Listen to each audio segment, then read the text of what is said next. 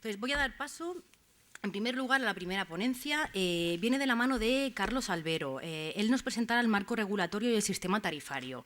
Os hago un pequeñito resumen para presentaros a Carlos. Él es graduado de Ingeniería Mecánica y tiene un máster en Administración de Empresas y tiene más de 10 años de experiencia en varios campos. Es especialista en la evaluación, análisis, desarrollo y financiación de proyectos de energía renovable en todo el mundo. Ha participado con más de 2.000 megavatios de proyectos eólicos. Tiene gran experiencia internacional en los mercados de la energía, sistemas de regulación y desarrollo de proyectos, sobre todo en Latinoamérica, Caribe, Europa y África. Está especializado en gestión de proyectos y desarrollo de nuevas instalaciones y optimización de los activos operativos. Entonces, bueno, pues sin más dilación empezamos ya y te cedo la palabra, Carlos. Gracias. Entonces, por empezar, nuestra experiencia como GL Garrad Hassan viene fundamentalmente del sector eólico, en donde tenemos más de 30 años de experiencia. Somos una empresa con más de 1.000 empleados y 44 oficinas a lo largo del mundo.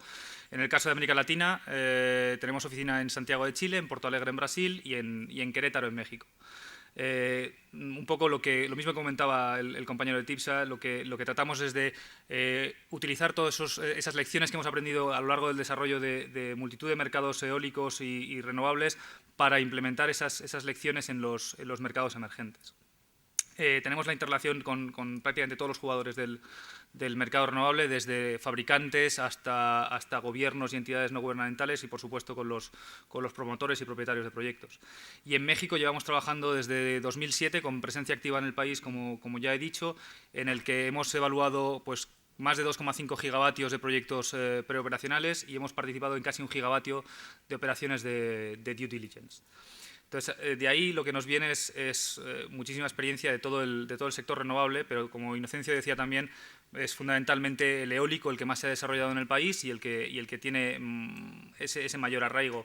Realmente, como puntualizaba también a otro ponente, el marco de la energía solar está todavía por definir, como contaba Jimena, en el sentido de la definición de demanda facturable, etcétera, que son conceptos que son necesarios para los proyectos, pero que los está estudiando a día de hoy, sobre todo la Comisión Reguladora de la Energía. Por comentar ligeramente en México los recursos renovables que tenemos un recurso eólico muy bueno en áreas como el Istmo de Tehuantepec, como toda la costa atlántica de la zona del estado de Tamaulipas e incluso en Nuevo León hay zonas muy buenas, y luego la zona de Baja California y la frontera con Estados Unidos, que son las más destacadas. Luego, en recurso solar, también casi toda la zona del noroeste del país tiene una radiación pues, de entre 5 y 6 vatios pico por metro cuadrado. Pero también hay muchísimos otros recursos renovables, como pueden ser hidráulicos, tanto de la gran hidráulica como de mini hidráulica, que se cifra, me parece, que en casi unos 12 gigavatios de potencial realizable. Geotérmicos, también con un gran potencial. Y marinos principalmente, que es otra de las patas que trabajamos en GL Garrad Hassan. Se dice que en el Mar de Cortés podría haber hasta casi 26 gigavatios de potencia para poder aprovechar los recursos marinos. Dicho esto, ¿dónde se engloba estos potenciales renovables? Pues en un mercado que actualmente está dominado por la tecnología termoeléctrica y en el que las renovables se van abriendo brecha, principalmente con los proyectos de autoconsumo y de Independent Power Producers. Como vemos, la fracción renovable de momento no es representativa del mercado, pero tal y como estamos viendo en distintos planes, sí que se espera que en un futuro próximo sea una fracción muy representativa.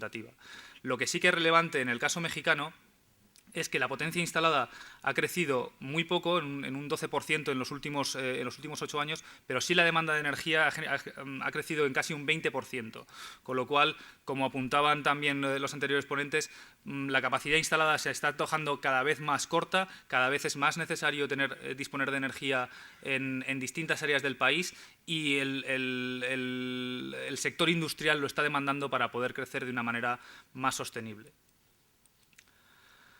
Así pues, con el marco regulatorio que tenemos, ¿de dónde nos viene? El tema energético en México, como también decía Jimena, está muy metido en su cultura, tanto que está en la Constitución. Es decir, la Constitución mexicana dice que el único que debería poder generar, distribuir, transmitir energía eléctrica es el Estado. Todo esto se modificó, como ha dicho también el compañero de SMA, con la modificación energética de 1992 en el gobierno de Salinas de Gortari.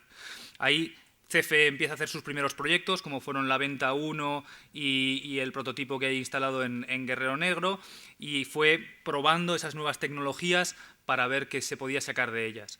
En diciembre de 2005 se fijan los primeros objetivos, que se fijan que para 2012 el 8% de la generación sea con fuentes renovables, que solamente con la hidráulica ya se ha conseguido. O sea, que era uno de estos objetivos de MBA que dices, me fijo un objetivo que pueda asumir y que sé que voy a cumplir. En 2006 es cuando realmente la primera temporada abierta eclosiona y se empieza a gestar todo el desarrollo que tenemos a día de hoy en el estado de Oaxaca, en el que se licitan o de alguna manera se escribe una carta a los Reyes Magos por parte de los promotores y CFE da una capacidad de evacuación de 1.800 megavatios para todos esos promotores. Lo que al final conllevan las temporadas abiertas es una figura muy similar a lo que aquí en España podrían ser las comunidades de bienes, en la que entre todos los promotores de una misma zona se construye una infraestructura eléctrica para poder evacuar. En el concreto, la infraestructura que se construye para la primera temporada abierta pues son 2 subestaciones nuevas y casi 140 kilómetros de línea aérea en 400 kilovoltios que conectaban la zona de generación de Oaxaca con la subestación de Huile, que está muy cerca de Veracruz. Todo ese coste de refuerzo, que lo asumen los proyectos, tuvo ese impacto económico que podéis ver de $145.000 por megavatio instalado. De esos promotores de la temporada abierta o de todo lo que es la zona de Oaxaca, que luego veremos un poquito más en detalle un desglose de quién está presente, el 70% de los proyectos son promotores privados que han optado por la fórmula del autoconsumo y el restante 30% son IPPs que venden directamente a CFE. También por daros un rango de precios, los primeros IPPs con CFE fueron muy ventajosos, cerca de unos $97 megavatio, y los últimos, si no recuerdo mal, se vendieron entre unos 67 y $65 megavatio. De tal forma pues, que vemos ahí la curva de aprendizaje que CFE también ha tenido. Con el éxito de esta primera temporada abierta, lo que se pidió es fundamentalmente una segunda temporada abierta en Oaxaca, pero han ido surgiendo otras zonas del país, como comentaba, donde también hay muy buen recurso eólico. Entonces, esas zonas son las de Baja California y Tamaulipas, que tienen a día de hoy temporadas abiertas en curso, y tienen los costes de la infraestructura cifrados entre 110.000 y 300.000 dólares megavatio. El de 300.000 obviamente es la estructura que va a reforzar la zona de Oaxaca, porque lo que se pretende es conectar toda esa generación directamente hacia el centro del país, con lo cual es una infraestructura brutal. Me parece que son como cerca de 1.000 kilómetros de línea aérea, más refuerzo de subestaciones, que hay que construir completamente nueva. Lo que sí que es lo que constituye el futuro más esperanzador de la eólica, además de las temporadas abiertas, es que la AMDE, la Asociación Mexicana de Desarrolladores de Energía Eólica, ha hecho diversos estudios para cifrar el potencial eólico que puede tener el país y lo ha cifrado en 12 gigavatios posibles para de aquí a 2020, lo cual supondría un ritmo de instalación prácticamente de 1 gigavatio por año, que es algo muy similar a lo que podíamos tener aquí en España. Dentro del autoabastecimiento, que es la figura principal que ha tenido el mercado de renovables, es lo que ha abierto, digamos, el melón de la generación renovable hacia el mercado. Es un Power Purchase Agreement, es un acuerdo entre dos partes, uno genera energía y el otro compra energía. Dicho esto, el mecanismo que hace el match entre la energía generada y la energía consumida es la bolsa de energía, que yo creo que es un mecanismo bastante novedoso en México, que lo que hace es monetizar la energía, es decir, convierte esa energía que el consumidor no ha consumido en un determinado periodo horario, la convierte en dinero, la guarda en una bolsa, y cuando el consumidor demanda esa energía en periodos de baja generación del activo renovable, puede sacar de esa bolsa ese dinero y comprar, digamos, esa energía a CFE. Los ingresos que le vienen a los proyectos básicamente vienen por dos vías, tanto la vía de la generación de la energía en sí, como de una cierta demanda facturable. La demanda facturable sería el concepto asimilable a nuestra capacidad, a la capacidad nominal de nuestra instalación.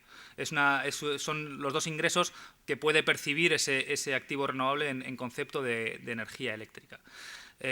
Como comentaba también Inocencio, el tema de los porteos fue muy importante el dejar una metodología clara, definida, porque en el principio de los tiempos tenías que ir a CFE, pagarle pues cerca de 15.000 euros para que ellos hicieran un estudio de porteo que era completamente opaco, que no sabías qué había detrás y ellos simplemente te daban una cifra de lo que te iba a costar, lo que te iba a costar mandar tu energía desde tus puntos de generación a tus puntos de consumo. Entonces, todo eso ha ido evolucionando con la CRE muy involucrada en el desarrollo de ese marco regulatorio y al final hemos llegado a un mecanismo bastante abierto y completamente transparente. Los precios fundamentalmente de la energía eólica son competitivos porque se utilizan factores de capacidad muy altos en las instalaciones. Estamos hablando de que en Oaxaca se superan el 40% de factor de capacidad y en las otras zonas de tanto Tamaulipas como Baja California están muy cerca de ese factor. Como apuntaba Inocencio igualmente, el tema de los PPAs al final es una negociación abierta entre dos partes, con lo cual hay infinitas fórmulas. La que prefieren los bancos es la de dame un precio cerrado para toda la energía, yo lo mido en la subestación o en el punto de interconexión y a partir de ahí genero mi modelo de negocio. Nosotros en nuestra experiencia hemos visto este tipo de contratos, pero también hemos visto contratos puros con descuentos sobre las tarifas de CFE, con lo cual está un poquito abierto. Descuentos dependiendo del consumidor, dependiendo de dónde tiene sus puntos de consumo, entre el 8 y el 12% sobre las tarifas de CFE. Importantísimas las cláusulas de take or pay en los contratos de PPA, porque es lo que le da seguridad al banco de que el consumidor no se vaya, aunque también nosotros siempre intentamos defender el hecho de que México es un mercado en el que cada vez va a haber una demanda mayor de energía, la energía eólica se ha mostrado competitiva con el mercado, por lo que si perdieras por alguna incidencia tu consumidor, no sería difícil encontrar otro consumidor que pudiera hacerse cargo. Y de hecho, incluso en los puntos teniendo en cuenta los costes de corto plazo de CFE, en algunas épocas del año son muy competitivas. Como decíamos, hay mecanismos pendientes todavía para la energía solar que están en estudio y mención especial a la figura de pequeño productor, que es por debajo de 30 megavatios para los proyectos eólicos. Es una figura que todavía no se ha desarrollado, pero de la que se esperan grandes cosas en los próximos años. ¿Quién está participando o cómo está estructurado el mercado de energía renovable en México? Como vemos, es la CRE una de las principales actores que ha definido los contratos de largo plazo, que ha definido las metodologías para las entregas de excedentes, que ha un poco tomado ese relevo de CFE a la hora de dar elementos prácticos al sector para poder articularse. Los pequeños productores, los productores de autoabastecimiento y los productores independientes, ya es una gestión con CFE y con el CENACE como centro de control, y fuera de eso está SENER, que es la que legisla el mercado en general. Promotores y propietarios de proyectos activos en México, los que prácticamente todos conocemos. Por resaltar alguno, pues EDF como uno de los primeros promotores que construyeron en la zona del Istmo, Acciona como el mayor propietario de IPPs, Iberdrola, que también está muy presente, Renovalia con los proyectos de Piedra Larga, Mitsui, que es ese logotipo extraño que ahí no tenía, que es un inversor japonés que ha entrado recientemente en el mercado, y luego nuevos jugadores como puede ser Grupo Salinas o Cemex, que empezaron en un lado del mercado como consumidores y han ido pasando a promotores de sus propios proyectos. Esta es la distribución de los 2,5 gigavatios eólicos que al final tendremos después de toda la temporada abierta, en el que resaltamos, pues, por supuesto, EDF y Acciona como los mayores propietarios, pero otros proyectos como Mareña e Ixmeña, que esperamos que se termine instalando en los próximos años, o Grupo Enol, que están entrando en el mercado de energía eólica. Todo esto no hubiera sido posible sin entidades financieras que estuvieran trabajando con los proyectos. Por supuesto, Santander, como ha dicho Inocencio antes, pero todo empezó con los bancos de desarrollo, fundamentalmente con IDB y con IFC, abriendo los project finance de los primeros proyectos, y paulatinamente se han ido incorporando nuevas entidades financieras.